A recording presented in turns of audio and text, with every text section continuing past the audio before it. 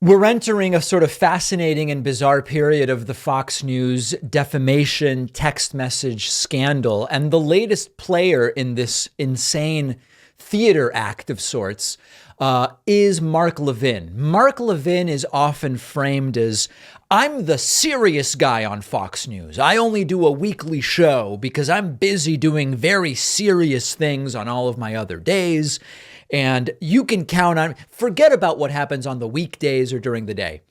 Sunday night or whenever his show is, you're really going to get serious stuff from me. And so in the midst of this defamation lawsuit from Dominion Voting Systems against Fox News and the leaked text messages wherein we find out that even though Tucker Carlson is pretending like he might be a believer of the 2020 conspiracy theory that Trump actually won, behind the scenes, he's texting, I hate Trump passionately, and this is crazy, and our viewers don't know the difference, and it's all nuts. Okay, in the middle of all of that, Mark Levin, without anyone forcing him to do this, he tells us in the segment, nobody told him to do this. He delivers a cringy and bizarre rant defending Fox News. Okay, let's take a look at it. You know, it's a great honor for me to come to you every Sunday night on this network, the Fox News channel. And I want you to know something. Yeah. I could not do this show anywhere else on cable, on network TV, and so forth. Because is it that bad, Mark? Is it such a bad show no one else would have it? Jeez. Wouldn't allow it, I'm sure. So several years ago, Fox, Mr. Murdoch, and Suzanne Scott, the CEO, asked me if I would do a show. And you know he's really honest right now because he took off his glasses to deliver part of this. They didn't even ask me what kind of show. And I said, okay, let's do it. I'd like to do it on a Sunday night, late. I'd like to see how we can do it, a long-form interview. Do what you can and do the best you can. And that's pretty much the only direction I've ever been given. Wow. And so I tell you this for a reason. When I come here and do this program, I determine what I'm going to say in the opening statement. I determine who the guests are going to be. Now understand that it's not that when hosts say that it's not true, but like it's meaningless in the sense that the hosts at RT, remember when Russian propaganda TV was on in the United States, RT TV? And a really long time ago, I appeared on it as well until I decided I'm never doing that again. It doesn't feel right to be doing it. But 12 years ago, I appeared on there a couple of times. The hosts there would always say, no one ever told me what to say here. I decided what to say.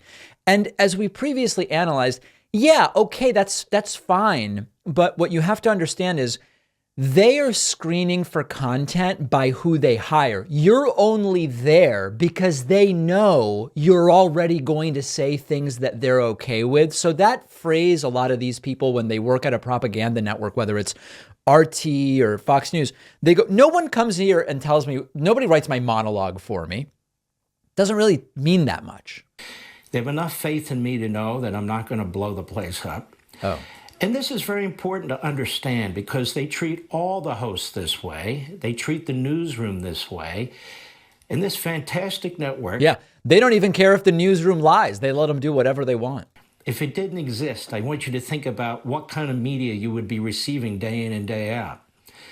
From Meet the Press, from Good Morning America, from God knows what. He's comparing different types of programs in order to make everything else seem consumed by trivialities. Now, of course, there's plenty of triviality on Fox News as well. It would just be the same thing over and over again. We really do have a competition of ideas here, even among conservatives, even within the newsroom.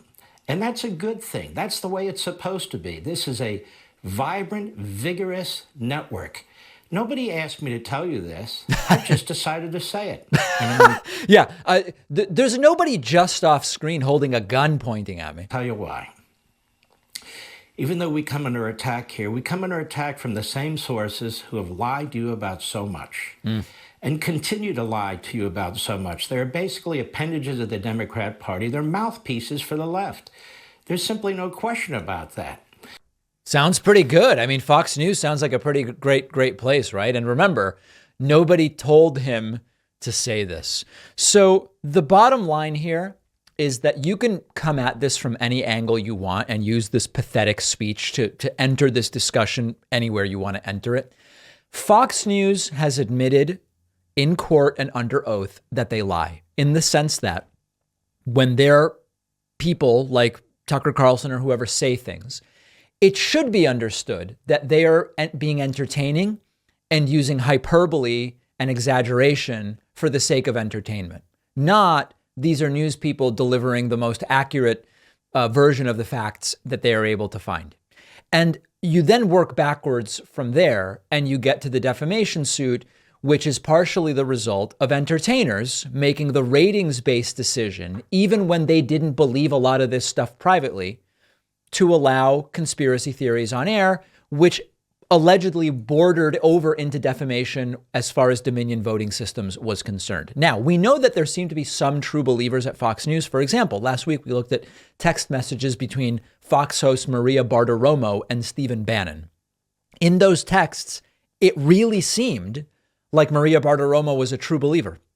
But Tucker was not, Laura Ingraham was not, Sean Hannity was not, at least from the texts that were revealed. Whether that makes Fox great or whether that makes Fox bad or not news or whatever, well, those are all different questions. But these sorts of speeches, delusionally defending Fox News as the last bastion of people being able to learn about the world around them, not only is it pathetic and unhinged, I don't even think Mark Levin believes it, to be perfectly frank. Did you know that half of Americans are deficient in vitamin A, vitamin C, and magnesium? Most Americans are deficient in vitamin D. I take vitamin D during the winter.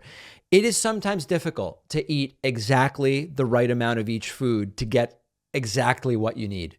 I just make my life simpler with AG1 by Athletic Greens. In the morning, 1 scoop of AG1. I get the entire day's worth of 75 high-quality vitamins, minerals, and whole food sourced ingredients. It's what I want. It's no more. It's no less. It's not making any outlandish claims. It's just an easy, sustainable routine. I've tried different ways of taking vitamins. AG1 is cheaper. It's quicker. It's tastier. I'm not fumbling around with different capsules. It tastes great to drink straight with water. Sometimes I'll put it in a smoothie or shake. It's simple.